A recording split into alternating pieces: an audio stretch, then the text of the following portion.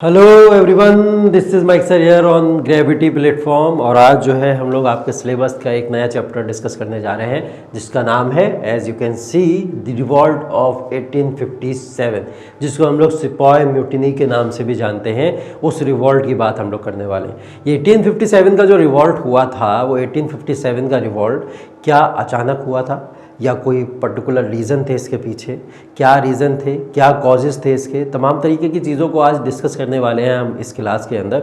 तो 57 के रिवॉल्ट का रीज़न क्या था, उसके कॉन्सिक्वेंसेस, इम्पैक्ट क्या थे, और उसके बाद में हम लोग ये भी पढ़ेंगे कि 1857 के रिवॉल्ट होने की वजह क्या थी, रीजंस क्या थे, है ना। तो 1857 का जो रिवॉल्ट हुआ था, वो 1857 का रिवॉल्ट क्या एक दिन की क्रांति थी या एक दिन का विद्रोह ये हो गया था एक दिन की रीज़न की वजह से। जैसे हम लोग पढ़ते हैं ना, मंगल पांडे ने क्या करा था, किसी ब्रिटिशर की हत्या कर दी थी। अंग्रेज़ों की हत्या करने के बाद में मंगल पांडे ने, तो ये मंगल पांडे को फांसी दे दी जाती है और फांसी देने के बाद मंगल पांडे के क्या होता है, 1857 का रिवॉल्ट खड़ा हो जाता है। ये तो एक इमीडिएट कॉजेज़ था। कुछ रियल कॉजेज़ भी थे इसके पीछे, ठीक है। कॉजेज़ दो तरीके के होते हैं, कुछ इमीडिएट कॉजेज़ होते हैं, कुछ रियल कॉजेज़ होते हैं। इसमें क्या है, इमीडिएट कॉजेज़ और रियल कॉजेज़ अलग अलग डिस्कस करने के लिए हम लोग यहाँ पे आज आए, है ना। तो 1857 के रिवॉल्ट के अंदर अगर हम लोग कुछ इमीडिएट कॉजेज़ की बात करें तो जैसे मंगल पांडे, जैसे अवध का एनेक्सेशन, ये तमाम तरीके थे जिसकी वजह से 1857 का रिवॉल्ट उस समय में हुआ।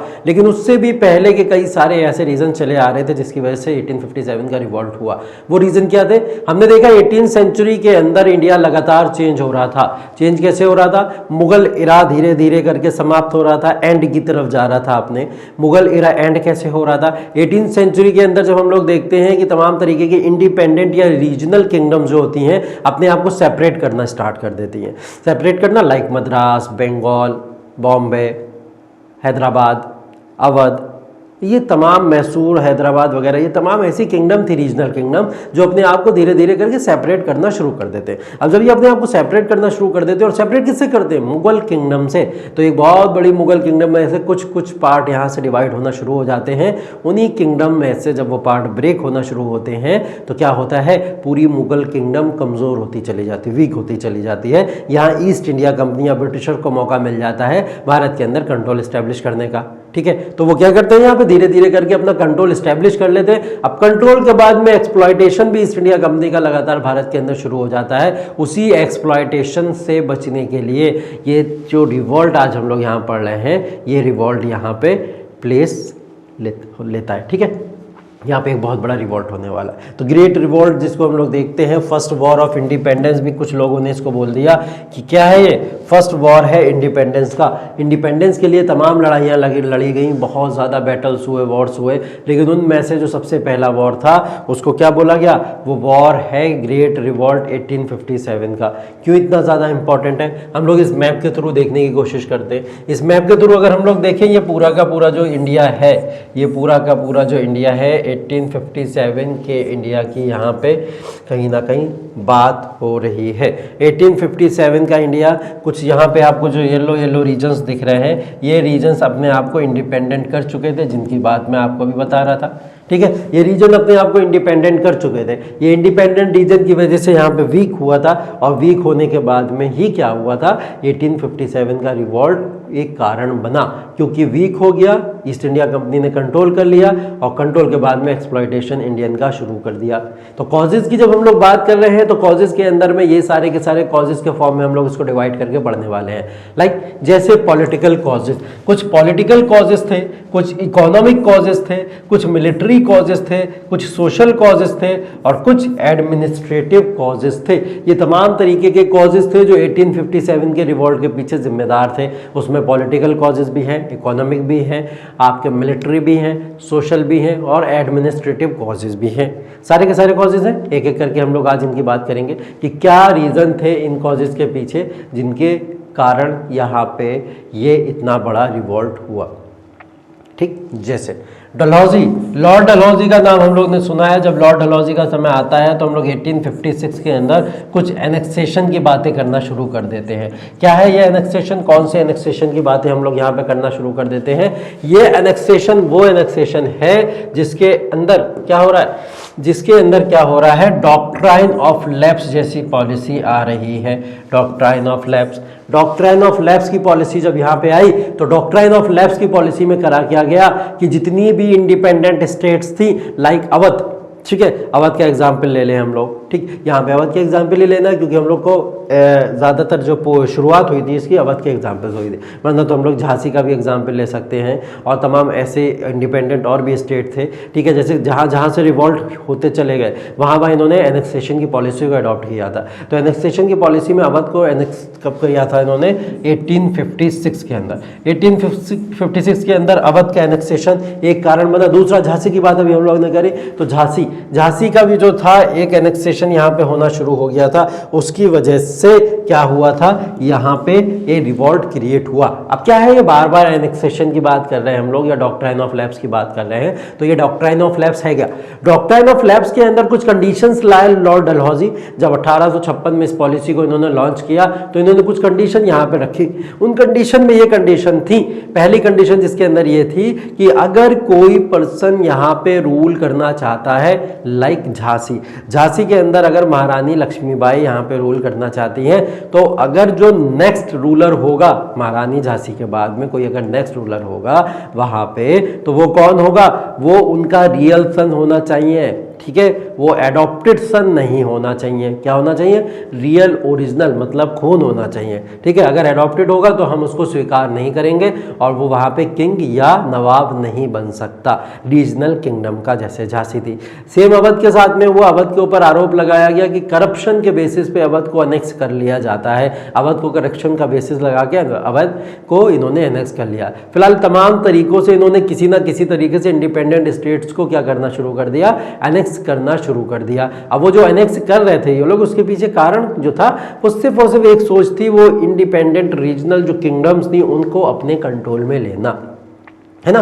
तो इंडिपेंडेंट रीजनल किंगडम्स को कंट्रोल में लेने के लिए ही इन्होंने क्या करा था, तमाम तरीके के एनेक्सेशन और तमाम तरीके की ऐसी पॉलिसीज को अडॉप्ट करना शुरू किया था, जिसके अंदर एक कारण हम लोग पॉलिटिकल कॉजेज में, जब भी पॉलिटिकल कॉजेज आए तो हमारे दिमाग में क्या आ जाना चाहिए? लॉर्ड डलहौजी की डॉक्ट्राइन ऑफ लैप्स पॉलिसी। तो लॉर्ड डलहौजी की doctrine of lapse policy was one of the reason जिसकी वजह से ये यहाँ पे क्रिएट हुआ, ठीक है। दूसरा देख रहे हैं क्या हम लोग यहाँ पे देख रहे हैं इकोनॉमिक कॉजेज। इकोनॉमिक कॉजेज भी क्या है? इकोनॉमिक कॉजेज के अंदर भी जब हम लोग बात करेंगे तो इकोनॉमिक कॉजेज के अंदर ब्रिटिशर्स के जो रवैये थे भारत के प्रति इकोनॉमिक रिसोर्सेज को लेके, वो क्या करते थे, सिर्फ और सिर्फ इकोनॉमिक रिसोर्सेज को इंडियन की क्या करते थे, एक्सप्लॉइट करके या हमारी रिसोर्सेज को यहाँ से ले जाके ब्रिटिशर्स में प्रोड्यूस करवा के और वहाँ के लोगों को यूज़ कराया करते थे, ठीक है। जैसा कि दादा भाई नौरोजी ने बोला, दादा भाई नौरोजी ने क्या लिखा, एक किताब लिखी थी poverty and un British rule in India. इसके बाद हमको ये बात पता लगनी शुरू हुई कि ब्रिटिशर्स हमारी रिसोर्सेज के साथ में क्या कर रहे हैं, ठीक है। तो poverty and un British rule in India के अंदर दादा भाई नौरोजी ने क्या लिखा, ये बुक किसकी है, दादा भाई नौरोजी। दादा भाई नौरोजी ने लिखा इसके अंदर कि ब्रिटिशर्स भारत के अंदर क्या कर रहे हैं, ब्रिटिशर्स भारत के अंदर ड्रेन ऑफ वेल्थ वाला गेम खेल रहे हैं।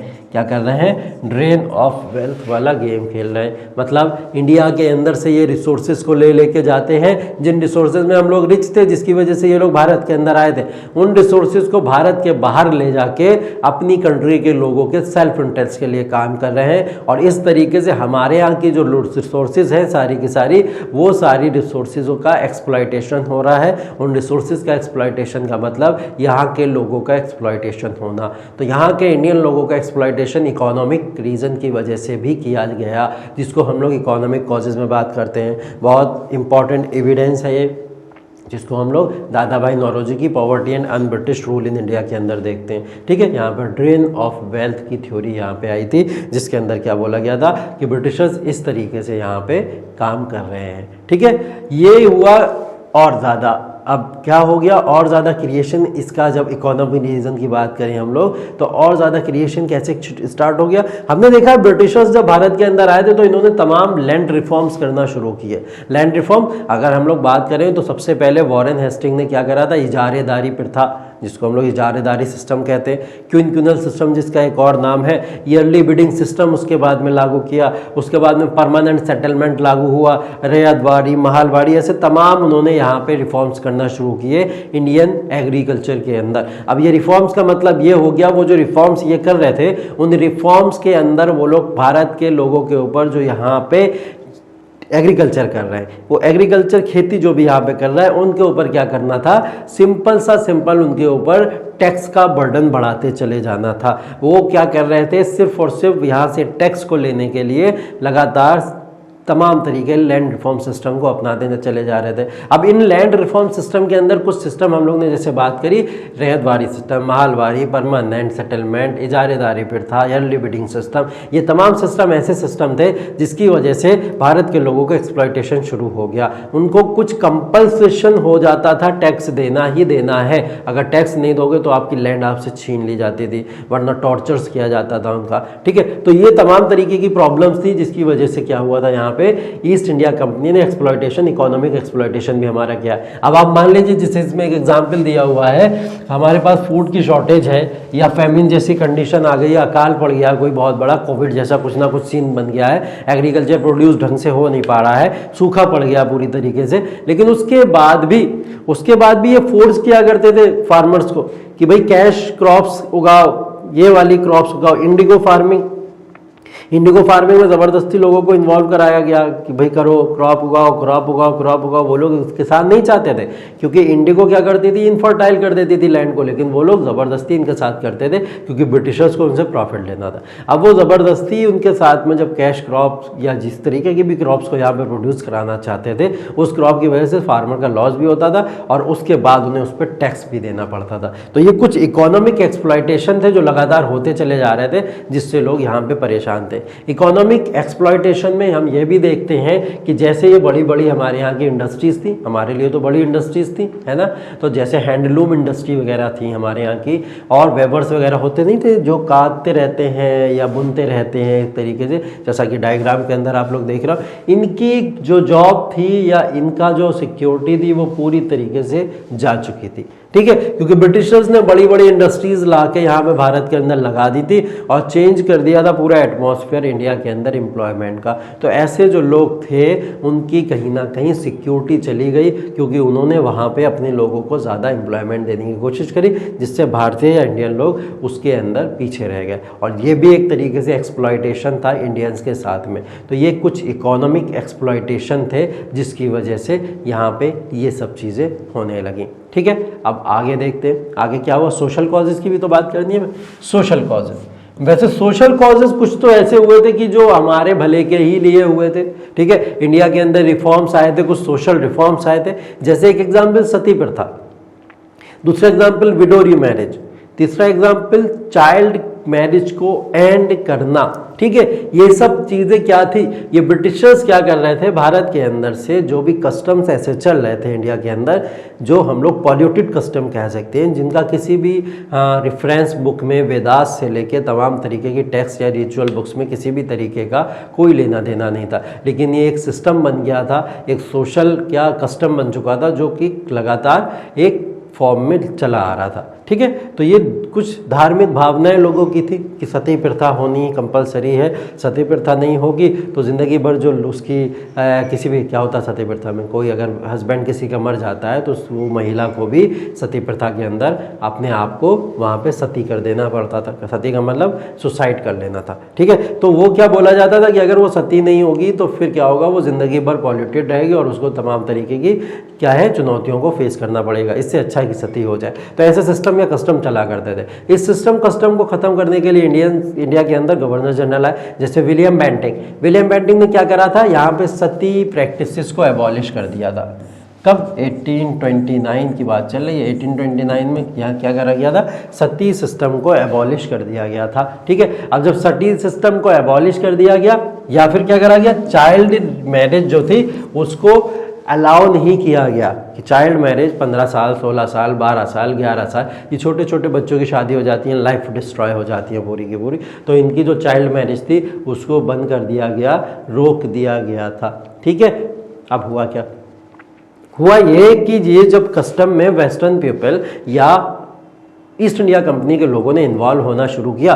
तो इन्वॉल्वमेंट का मतलब इंटरफेरेंस माना गया, उसको बोला गया कि ये कस्टम्स हमारे हैं, इंडियन के कस्टम्स हैं। तो जो एक ऑर्थोडॉक्स ग्रुप था या कॉमन पीपल थे, जो नेचर में कॉमन लोग होते हैं, जो धर्म को फॉलो करते हैं, उनको लगा ये हमारे धर्म के अंदर इंटरफेयर कर रहे हैं। इंटरफेरेंस जो है रिलीजन के अंदर बहुत बुरी तरीके से करने की कोशिश कर रहे हैं और यहाँ पे वेस्टर्नाइजेशन को प्रमोट करने की कोशिश कर रहे हैं ये लोग। तो वेस्टर्नाइजेशन के अगेंस्ट में भी एक गुस्सा था ये, जो 1857 के रिवॉल्ट के अंदर हमको देखने को मिला। वो 1857 का रिवॉल्ट हुआ क्यों? कुछ सोशल कॉजेस की वजह से, कि सती प्रथा को अबॉलिश कर दिया, चाइल्ड मैरिज को अबॉलिश कर दिया था, चाइल्ड मैरिज अलाउ नहीं थी अब फर्दर, ठीक है, विडो रीमैरिज को अलाउ कर दिया गया था। तो ऐसे सिस्टम के अंदर इंटरफेरेंस करने वाले आप लोग कौन होते हो? ठीक है, इंडियंस ने ये क्वेश्चन पूछा। ठीक है, तो इस तरीके से भी क्या हुआ, इन्होंने सोशल चेंजेस करना भी भारत के अंदर शुरू कर दिए थे, जो यहाँ के कॉमन लोग और ऑर्थोडॉक्स ग्रुप उसको एक्सेप्ट नहीं कर पाए। ठीक है,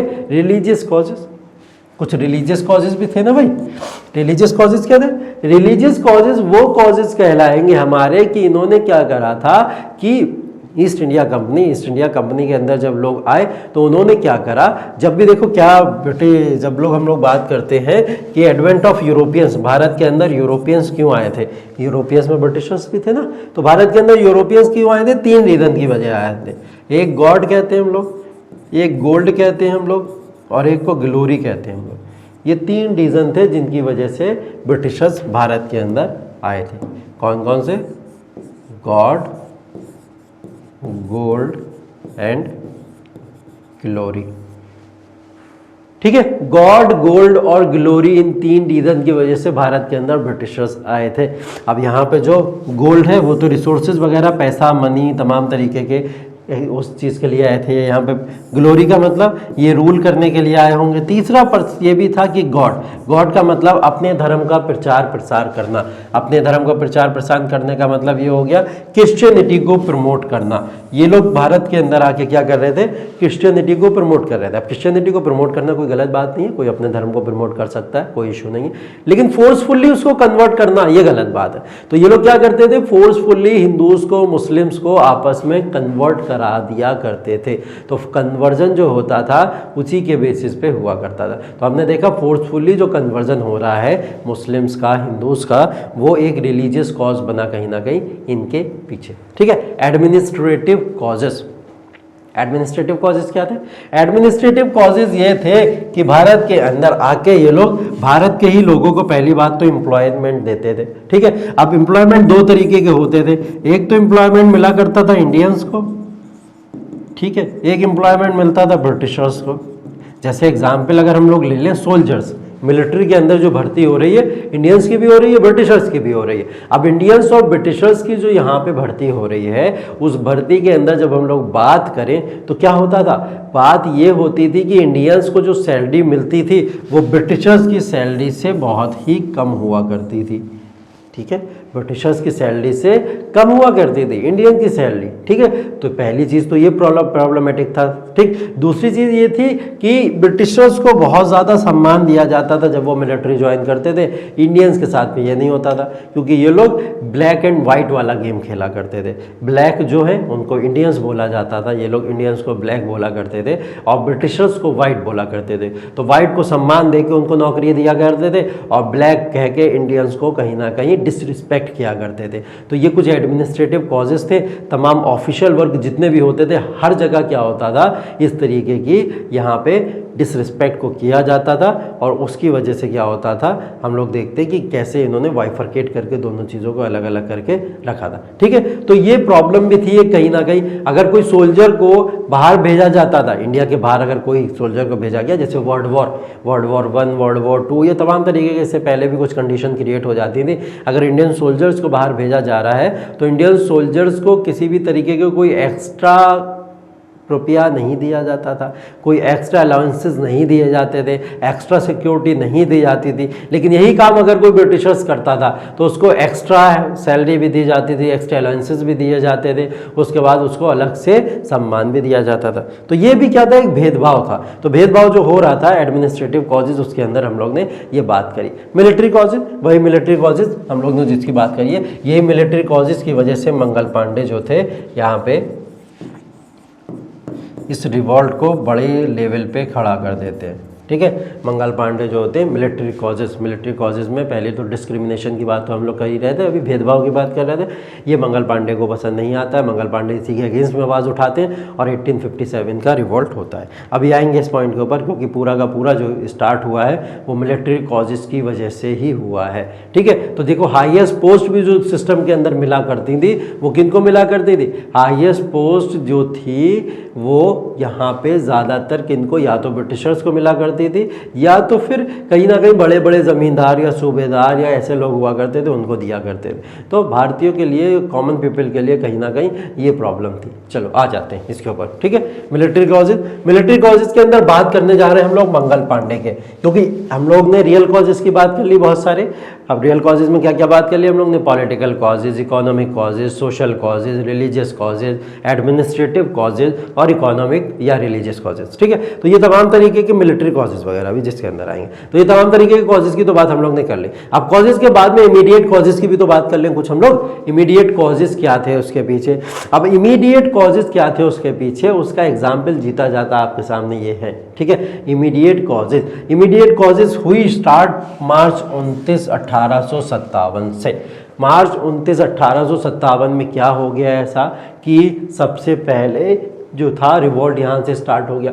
मार्च 29 1857 में ये प्रॉब्लम हुई थी कि ब्रिटिशर्स ने क्या करा था, एक नई तरीके की वहाँ पे जो आप कह सकते हो पिस्टल या गन जिसको हम लोग कहते हैं, इसको लॉन्च किया। ठीक है, अब लॉन्च किया जब इसको, तो इसको लॉन्च करने के बाद में इसको जो चलाना होता था, जैसे हम लोग देखते हैं ना कारतूस वगैरह जो सारे के सारे बनते हैं, वो कारतूस वगैरह बनाने में बम देखे ना, दांत से खींच के ऐसे फेंक के जब बम को मारा जाता है, तो ऐसी कारतूस बनती थी। कारतूस बनकर दांत से जब तक खींचोगे नहीं तब तक वो वर्क नहीं करती थी। तो उसको जो पिस्टल होती थी, गन जो हुआ करती थी, उसको पहले दांत से खींचना पड़ता था। ठीक है, अब जो उसकी कैटरीज थी, इसको हम लोग कैटरीज बोलते हैं, कैटरीज जो थी उसकी जो कार्टिज वगैरह जो थी उसकी, वो किससे बनी होती थी? वो बनी होती थी एनिमल के कहीं ना कहीं मांस से बनी हुई हुआ करती थी। वो एनिमल के मांस में बनी हुआ करती थी। तो वो एनिमल का मांस जो हुआ करता था, एक तो काऊ का हुआ करता था और दूसरा पिग का हुआ करता था। तो जो नई कारतूस आई थी जिसको हम लोग एनफील्ड कहते हैं, एनफील्ड राइफल्स। ठीक है, ये राइफल्स इंट्रोड्यूस हुई थी। ये राइफल के ही बेसिस पे यहाँ पे मंगल पांडे ने और इनके तमाम सोल्जर्स ने इन राइफल्स को यूज़ करने से मना कर दिया। क्यों मना कर दिया? क्योंकि इसके अंदर काव और पिग की चर्बी का यूज़ किया जा रहा था। ठीक है, जब उसका यूज़ किया जा रहा था तो इन्होंने यूज़ करने से मना कर दिया। जब इन्होंने यूज़ करने से मना कर दिया, क्यों मना किया होगा? क्योंकि काव जो है वो होली फॉर हिंदूज को भी प्रॉब्लम हो रही है, मुस्लिम्स को भी प्रॉब्लम हो रही है। काव होली फॉर हिंदूज, काव जो है वो होली है हिंदू के लिए, हिंदू लोग उसको पूजते हैं। ठीक है, और पिग क्या है? Unholy for Muslims. Pig unholy है मुस्लिम्स के लिए, अलाउ नहीं है कि पिग के मांस को मुंह तक लेके जाना इस तरीके से। तो पिग के मांस की बनी हुई कारतूस को कैसे वो लोग यूज कर सकते हैं? तो इस वजह से दोनों ही वर्गों के ग्रुप ने क्या करा? मना कर दिया। इसको लेके मंगल पांडे आगे आए और उन्होंने प्रोटेस्ट कर दिया। बैरकपुर में सोल्जर थे ये, वेस्ट बंगाल के अंदर जो जगह पड़ती है बैरकपुर। तो बैरकपुर के अंदर ये सोल्जर थे, इन्होंने वहां से क्या करा? रिवोल्ट कर दिया, विद्रोह कर दिया कि हम लोग ये सब चीज़ें यूज़ नहीं करेंगे। और जब ये सब चीज़ें यूज़ नहीं करेंगे तो हमको परमिशन दी जाए, हमको अलग से सिक्योरिटी दी जाए और हमारे लिए अलग से राइफल्स वगैरह मंगाए जाए। इसको लेके ब्रिटिशर्स ने एक्सप्लॉयटेशन करना शुरू कर दिया, मारना शुरू कर दिया। ठीक है, टॉर्चर करना शुरू कर दिया कि आपको करना तो यही पड़ेंगे। ठीक है, तो मंगल पांडे ने गुस्सा में क्या करा? एक ब्रिटिशर की यहाँ पे हत्या कर दी। ठीक है, क्या करा? यहाँ पे एक ब्रिटिशर की हत्या कर दी। हत्या करने के बाद में यहाँ पे करा गया, मंगल पांडे को कैपिटल पनिशमेंट दे दिया गया। मंगल पांडे को क्या करा गया? कैपिटल पनिशमेंट दे दिया गया। अब उनको कैपिटल पनिशमेंट के बाद में जब इनको फांसी हो गई तो इनके साथ के जो लोग थे उन्होंने क्या करा? एक मेरठ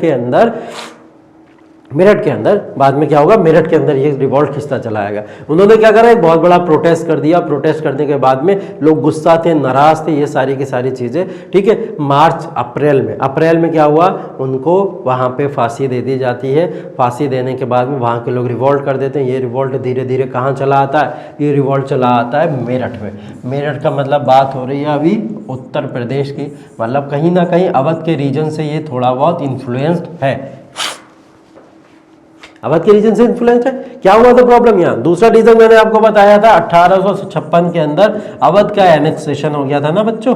अवध का एनेक्सेशन भी एक रीजन बना यहाँ पे। अवध का एनेक्सेशन हो गया। अवध के एनेक्सेशन के बाद में लोग यहाँ पे भी नाराज थे और उधर मंगल पांडे को फांसी हो चुकी थी। तो 1857 के अंदर मेरठ के अंदर से कई सारे लोग जो थे, ट्रूप्स जो थे, बहुत सारे लोगों के जो ग्रुप थे वो पैदल ही रास्ते से चल दिए। कहाँ चल दिए? दिल्ली की तरफ चल दिए, क्योंकि उन्हें उम्मीद थी कि दिल्ली के अंदर जो बंदा हमारा बैठा हुआ है वो वापस से यहाँ से ब्रिटिशर्स को निकाल के और इंडियंस को वापस से यहाँ पे इंस्टॉल कर सकता है। ठीक है, इंडियन का रूल वापस आ सकता है। ठीक है, तो मेरठ से उम्मीद कहाँ चली गई? ये चली गई दिल्ली की तरफ। मेरठ से लोग निकले और मेरठ से निकल के कहाँ पहुँच गए? दिल्ली की तरफ। अब दिल्ली की तरफ ये लोग निकल के जा रहे हैं और ये जो 9 मई को जो स्टार्ट हुआ था, ठीक है, 9 मई को चल के ये लोग 11 मई को जाके दिल्ली पहुंच जाते हैं। और बोला जाता है कि 12 मई के अंदर ये लोग पूरे दिल्ली के ऊपर कंट्रोल इस्टेब्लिश कर लेते हैं और अपना लीडर किसको बना देते हैं? लास्ट मुगल रूलर कौन था?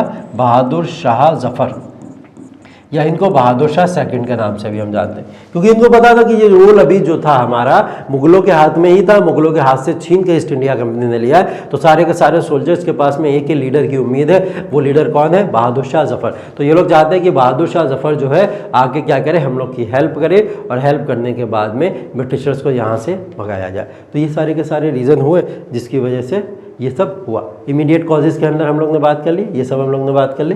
काओ की बात कर ली हम लोग ने, पिक की बात कर ली, हिंदूज मुस्लिम के लिए जो भी है वो एनफील्ड राइफल की भी हम लोग ने बात कर ली। ये मैंने यहाँ पे आपको बस डायग्राम दिखाया हुआ है कि इस तरीके की जो थी ये राइफल्स हुआ करती थी। ठीक है, अब ये काओ और पिक के मास की थी, तो नो डाउट इसके ऊपर बवाल तो मचना ही मचना है। लोग कहाँ पहुँच गए थे? दिन के पास। ये हैं बहादुर शाह जफर। बहादुर शाह जफर के पास में लोग पहुंच गए थे और इनको एम्परर ऑफ इंडिया घोषित करके और क्या करा? दिल्ली के ऊपर कंट्रोल इस्टेब्लिश कर लिया। ठीक है, अब हम लोग यहाँ पे देखने वाले हैं कौन कौन से इंपॉर्टेंट सेंटर्स थे, इस मैप के थ्रू भी समझेंगे हम लोग। और यहाँ बाय नेम भी मैंने इनको मेंशन करके रखा हुआ है, तो इसके थ्रू भी हम लोग समझने की कोशिश करेंगे कि किस तरीके से इंडियंस ने रिवॉल्ट को क्रिएट किया।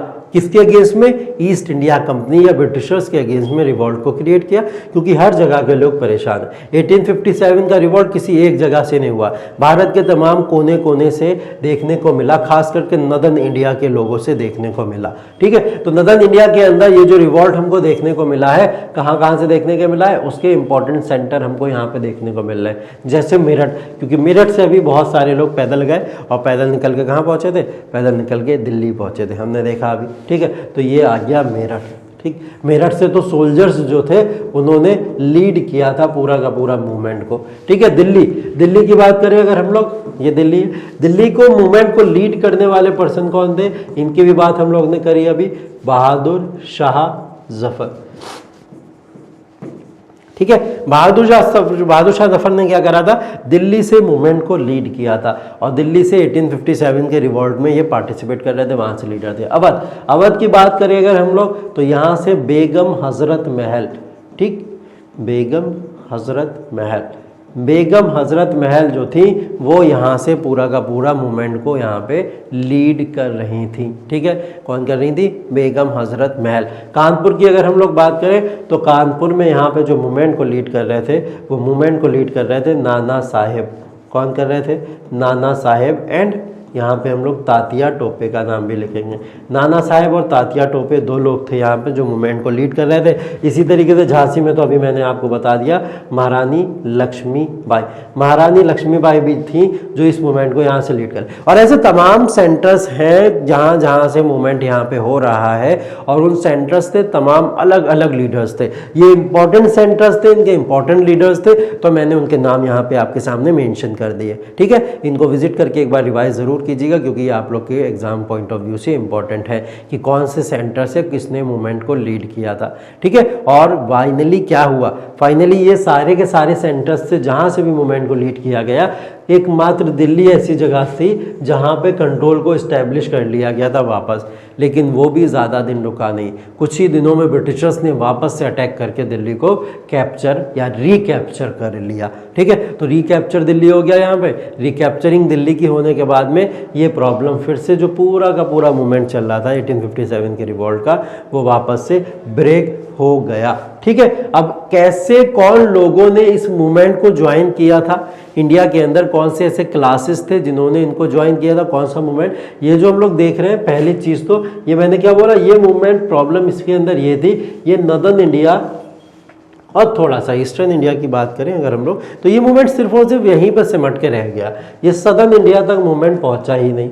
ठीक है, सदर्न इंडिया तक ये मूवमेंट पहुंचा ही नहीं। तो क्या हुआ, यूनिफिकेशन हमको इस रिवॉल्ट के अंदर लोगों के बीच में देखने को नहीं मिला, और थोड़ा बहुत कह सकते हैं अनप्लान्ड रिवॉल्ट था, जहां प्रॉब्लम खड़ी होती चली जाती थी वहां से रिवॉल्ट क्रिएट होता चला जाता था। इस रिवॉल्ट में जो लोग पार्टिसिपेट करने वाले थे उसमें कुछ कॉमन लोग थे। ठीक है, कॉमन लोग जैसे पीजेंट्स वगैरह थे, आर्टिसंस वगैरह थे, इन्होंने ही रिवॉल्ट को ज्वाइन किया था। कौन लोग इससे दूर रहे, कई सारे लोग इस रिवॉल्ट से दूर रहे, उन्होंने पार्टिसिपेट नहीं किया। जैसे इंडिया का जमींदारी वर्ग का जो लोग था, इंडिया के अंदर जो ज़मींदार हुआ करते थे, वो ज़मींदार यहाँ दूर रहे, उन्होंने रिवॉल्ट के अंदर पार्टिसिपेट नहीं किया, क्योंकि उनको कहीं ना कहीं ये लगा कि अगर हम लोग पार्टिसिपेट करेंगे तो ब्रिटिशर्स के हम लोग वफादार हैं, है ना, तो हमारी भी जॉब के ऊपर खतरा हो जाएगा, हमारी भी हाथ से ज़मीनें चली जाएंगी। तो इसलिए ज़मींदार ने अपने आप को दूर रखा।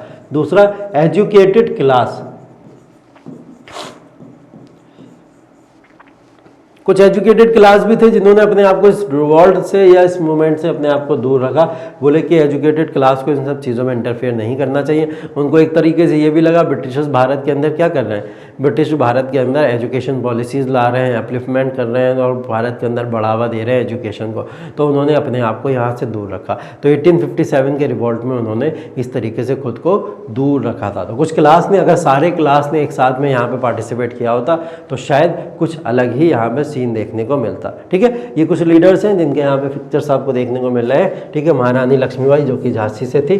ठीक है, उसके बाद में हम लोग किनको देख रहे हैं, तात्या टोपे। तात्या टोपे जो कहाँ से थे, नाना साहेब के साथ में कानपुर से भी थे ये। ठीक है, और कानपुर के साथ साथ में ये झांसी से भी थे। थोड़े समय कानपुर में भी इन्होंने साथ दिया और थोड़े समय इन्होंने झांसी में भी साथ दिया। तो दोनों रूलर्स का इन्होंने इस तरीके से यहाँ पे साथ दिया था। क्या हुआ, आउटकम क्या देखने को मिलती है हमको 1857 के रिवॉल्ट की। हमने पूरा 1857 का रिवॉल्ट स्टार्ट से लेके लास्ट तक देखा कि 1857 के रिवॉल्ट के अंदर इनिशिएट होने का रीज़न क्या था, इसका क्या ऐसी प्रॉब्लम हो रही थी जिसकी वजह से 1857 का रिवॉल्ट क्रिएट हुआ। और उसके बाद में हम लोग ने क्या करा, उसके बाद में हम लोग ने देखा कि उसके कॉजेज़ क्या थे, रीज़न क्या थे। अब रीज़न कॉजेज़ के बाद में कुछ रिजल्ट भी आया होगा, वो रिजल्ट या आउटकम हम लोग यहाँ पर देखने की कोशिश करते हैं। जैसा कि मैंने आपको बताया, मैंने क्या बताया आपको, रिवॉल्ट को कंप्लीटली सप्रेस कर दिया गया पूरी तरीके से। रिवॉल्ट को पूरी तरीके से कब तक, जुलाई 1858 तक इस पूरे के पूरे रिवॉल्ट को पूरी तरीके से सप्रेस कर दिया गया। ठीक है, तमाम जितने भी सोल्जर्स थे यहाँ पे, ठीक है, या जितने भी रूलर या नवाब यहाँ पे थे, उन सबको या तो अरेस्ट कर लिया गया या उनको मार दिया गया। ठीक है, सप्रेस करने का मतलब यही हो गया, या उनको अरेस्ट कर लिया गया या उनको मार दिया गया। उनको मार के, अरेस्ट करके, सप्रेस करके पूरी तरीके से इस रिवॉल्ट को क्या करा गया है, इस रिवॉल्ट को कंट्रोल में ले लिया है ब्रिटिशर्स ने अपने। ठीक है, अब बहादुर शाह जफर का क्या हुआ, बहादुर शाह जफर जो सबसे बड़े लीडर माने जाते हैं इस रिवॉल्ट के अंदर, जिन्होंने क्या करा, इस रिवॉल्ट के अंदर दिल्ली की गद्दी को संभाला था, इन्होंने क्या करा, ब्रिटिशर्स को खुद को सरेंडर कर दिया। ठीक है, क्योंकि कोई और चांस बचा नहीं था। ठीक, या तो हत्या कर दी जाती इनकी, या क्या करा जाता, ब्रिटिशर्स इनको अरेस्ट करके ले जाते। तो इन्होंने क्या करा, खुद को सरेंडर कर दिया और ब्रिटिशर्स इनको अरेस्ट करके लेके चले जाते हैं और कहाँ भेज देते हैं, रंगून। ठीक है, म्यांमार के अंदर जो रंगून जेल है, बोला भी जाता है जफ़र की जो अंतिम ज़िंदगी थी, अंतिम लाइफ थी, वो कहाँ पे कटी, वो रंगून के अंदर कटी। ठीक है, आउटकम पता लगे। अब आउटकम के बाद में फेल क्यों हो गया ये रिवॉल्ट, कारण क्या थे इसके पीछे, क्या रीज़न थे कि इतना बड़ा रिवॉल्ट जो इतने बड़े वर्ग के लेवल पे चला, उसके बाद भी ये रिवॉल्ट फेल हो गया। क्यों फेल हो गया, पहला रीज़न देखते हैं हम लोग, लोकलाइज्ड। ये लोकलाइज्ड होके रह गया मूवमेंट पूरा का पूरा। लोकलाइज्ड होने का मतलब क्या कहेंगे हम, लोकलाइज्ड होने का मतलब ये कहेंगे, अगर कानपुर से नाना साहेब रिवॉल्ट कर रहे हैं तो वो सिर्फ अपना लोकल रीजन कानपुर को सिक्योर करने की बात करेंगे। वो झांसी में जाके झांसी महारानी के साथ में नहीं लड़ेंगे कि चलो कानपुर भी बचाते हैं, झांसी भी बचाते हैं। दिल्ली के बहादुर शाह जफर जाके अवध के रूलर बेगम हजरत महल के साथ में जाके नहीं लड़ेंगे कि चलो दोनों को मिल के बचाते हैं। तो दोनों अगर ये मूवमेंट लोकलाइज ना होकर पूरी तरीके से क्या होता, यूनाइट हो चुका होता अगर ये मूवमेंट, तो इस मूवमेंट को क्या करा जा सकता था, इस पूरे के पूरे मूवमेंट को अच्छे लेवल पे क्रिएट किया जा सकता था और ऑल इंडिया मूवमेंट बनाया जा सकता था। तो ये लोकल हो गया, सब कोई जो भी कर रहा था अपने रीजन को बचाने के लिए यहाँ पे संघर्ष कर रहा था, सिर्फ और सिर्फ मूवमेंट ये ऐसा बचा हुआ था। ठीक है, तो ये लोकलाइज हो गया था। पुअरली ऑर्गेनाइज्ड था, ऑर्गेनाइजेशन तो था ही नहीं इस रिवॉल्ट के अंदर। जहां जिसको प्रॉब्लम हो रही थी वो तुरंत का तुरंत तलवारें लेके सामने खड़ा हो जा रहा था आगे और कह रहा था आओ हमें अपनी धरती बचानी है, ज़मीन बचानी है, मातृभूमि बचानी है, हम इसके लिए लड़ाई लड़ेंगे। तो लड़ाई लड़ने के लिए एक आपके पास में सिस्टम होना चाहिए ना। उस सिस्टम से आप कैसे लड़ोगे? उस सिस्टम से आप ऐसे लड़ोगे जो सिस्टम यहाँ पे हम देख के रहे। ठीक है, वो सिस्टम को लड़ने के लिए आगे गांधी जी की बात करेंगे हम लोग, फ्रीडम स्ट्रगल मूवमेंट की बात करेंगे। उस सिस्टम से वैसे लड़ा जाएगा, ना कि ऐसे पोरली ऑर्गेनाइज नहीं होना चाहिए। कोई डेट डिसाइड ही नहीं थी। बोला जा रहा था कि पहले 31 मई के अंदर जब रिवॉल्ट को लेकर बात चल रही थी तो 31 मई की डेट सुनने में आ रही थी 1857 के अंदर कि इस दिन सारे लोग रोडों पे निकल के प्रोटेस्ट करेंगे। ये बात चल रही थी, तमाम न्यूज़ चल रही थी, ऐसी ऐसी अफवाहें चल रही थी कि 31 मई 1857 के अंदर रिवॉल्ट किया जाएगा भाई। ठीक है, लेकिन 31 मई 1857 को ये रिवॉल्ट नहीं हुआ। हमने तो कब देखा? हमने तो देखा 9 मई के अंदर ही सारे के सारे जो सोल्जर थे मेरठ के वो रोड पे निकल गए और 9 मई से लेके ये मूवमेंट शुरू हो गया और इसी से शुरू हो गया। ठीक है, तो ये ऑर्गेनाइज था ही नहीं, पोरली ऑर्गेनाइज हम लोग कह सकते हैं। ठीक है, तीसरी चीज, Britishers had the better resources than the rebels. जो रिबेलियंस थे, भारतीय लोग थे, उनसे ज़्यादा एडवांस्ड क्वालिटी के हथियार, इक्विपमेंट या रिसोर्सेज ब्रिटिशर्स के पास में थे। ब्रिटिशर्स के पास में रिसोर्सेज ज़्यादा अच्छे थे। ठीक है, उनके पास में हथियार ज़्यादा अच्छे थे, उनके पास में पैसा ज़्यादा था, उनके पास में कंपनी की पावर थी। ठीक है, उनके पास में ब्रिटिश पावर थी। इंडिया का अंदर ये रिसोर्सेज जो थी एक्सप्लॉइट हो के ब्रिटिशर्स ने इन रिसोर्सेज को डिस्ट्रॉय कर दिया था और हम लोग के पास में उस फॉर्म में रिसोर्सेज बची नहीं थी कि हम वॉर के अंदर या बैटल के अंदर या रिवॉल्ट या रिवॉल्यूशन के अंदर बहुत ज़्यादा सर्वाइव कर पाए। ठीक है, ये एक बहुत बड़ा प्रॉब्लम था। अगला प्रॉब्लम, फ्यूडल इन करेक्टर। ये वॉर कैसा था? करेक्टर में फ्यूडल था। फ्यूडल करेक्टर का मतलब क्या हो गया? फ्यूडल करेक्टर का मतलब एक हायरार्की होती है। एक हायरार्की ऐसी होती है जिस हायरार्की के अंदर सबसे टॉप पे जो होता है वो किंग आता है। ठीक है, किंग आता है, सबसे टॉप पे किंग आता है। किंग के बाद में क्या आता है? किंग के बाद में कुछ नोबल्स आते हैं जो इनके बहुत ही ज़्यादा खास लोग होते हैं, वजीर वगैरह वगैरह जो लोग होते हैं, इंपॉर्टेंट लोग होते हैं, वो नोबल्स आते हैं। नोबल्स के बाद में अगर हम लोग एक एग्जाम्पल ले लें ज़मींदार का, ठीक है, तो ज़मींदार वर्ग या साहूकार वर्ग, महाजन वर्ग, ये तमाम तरीके के लोग इसके अंदर आते हैं। उसके बाद में जो आते हैं, उसके बाद में यहाँ पे कॉमन पीपल्स आते हैं। ये कॉमन पीपल्स आते हैं। तो ये फ्यूडल सिस्टम जो था इंडिया का, ये भी बहुत बड़ा इशू था जिसकी वजह से यहाँ पे ये रिवॉल्ट फेल हो गया। ठीक है, ये हायरार्की ही सही से मेंटेन नहीं हो पाई, इसी ने सही से डिसीजन नहीं ले पाया, जिसकी वजह से ये मूवमेंट फेल हो गया। ठीक है, लीडर्स लैक्ड मिलिट्री स्किल्स। हमारे पास में जो लीडर्स थे, leaders lacked military skill. Military skills उन लीडर ने, जो सोल्जर्स थे, उनको दी ही नहीं। जो सोल्जर के पास में ज़्यादा अच्छी थी, ब्रिटिशर सोल्जर के पास में जो स्किल्स बहुत अच्छी थी, वो इंडियन सोल्जर्स के पास में नहीं देखने को मिली। क्यों नहीं देखने को मिली? क्योंकि बहादुर शाह जफर, जो कि मूवमेंट के पूरे रिवॉल्ट के सबसे बड़े लीडर बोले जाते हैं, उन्हीं की एज लगभग 70-80 हो चुकी थी। ठीक है, तो वो तो मिलिट्री स्किल्ड है नहीं, वो तो उस वॉर को उस तरीके से लड़ नहीं पाएंगे। तो जो इस पर तरीके से वॉर को नहीं लड़ पाएगा, कुंवर सिंह।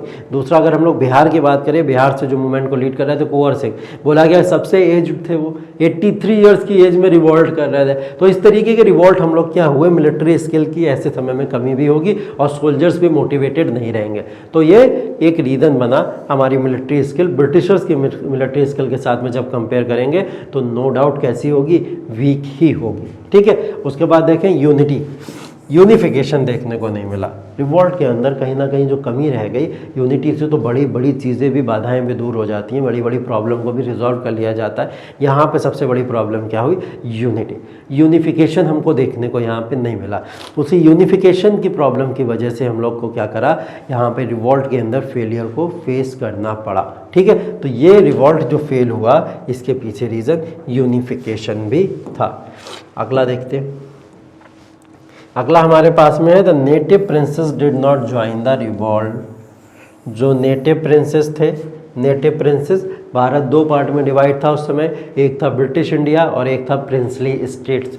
ठीक है, प्रिंसली स्टेट्स के अंदर जो प्रिंसली स्टेट के जो राजा महाराजा उस समय के हुआ करते थे, राजा महाराजा, ठीक है, जैसे राजा महाराजा की बात करें हम लोग, मराठास, हैदराबाद के निज़ाम, पंजाब के महाराजा, ऐसे तमाम लोग ऐसे थे जो उस समय महाराजा वगैरह या प्रिंसली स्टेट के पार्ट हुआ करते थे। इन लोगों ने कभी भी मूवमेंट को ज्वाइन नहीं किया, ठीक है, क्योंकि इनको सिक्योरिटी कहीं ना कहीं देते थे ईस्ट इंडिया कंपनी वाले ब्रिटिशर्स।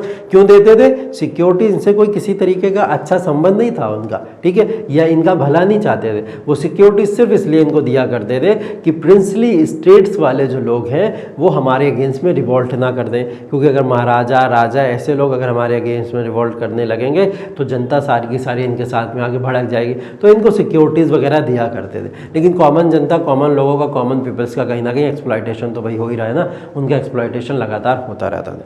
तो ये बहुत सारे आउटकम्स ऐसे आए जो कारण बने जिसकी वजह से ये रिवॉल्ट या ये मूवमेंट फेल हो गया।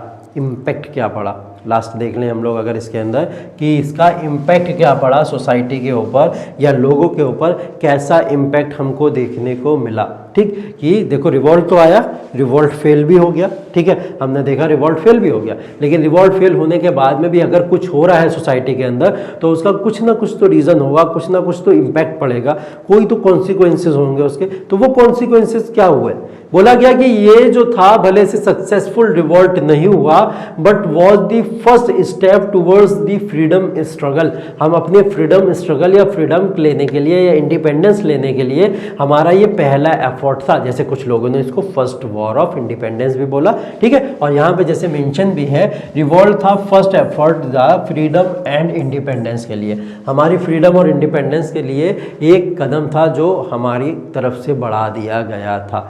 ठीक है, दूसरा ब्रिटिशर्स ने इस चीज़ को बोला था कि ये जो मूवमेंट हुआ, ये जो रिवॉल्ट हुआ, तो तमाम अलग अलग पार्ट से इंडिया के लोगों ने एक साथ आके अपना एक कॉमन एनिमी बनाया था, ईस्ट इंडिया कंपनी या ब्रिटिशर्स को, और उसके बाद में इन्होंने क्या करा था, हम पे अटैक किया था।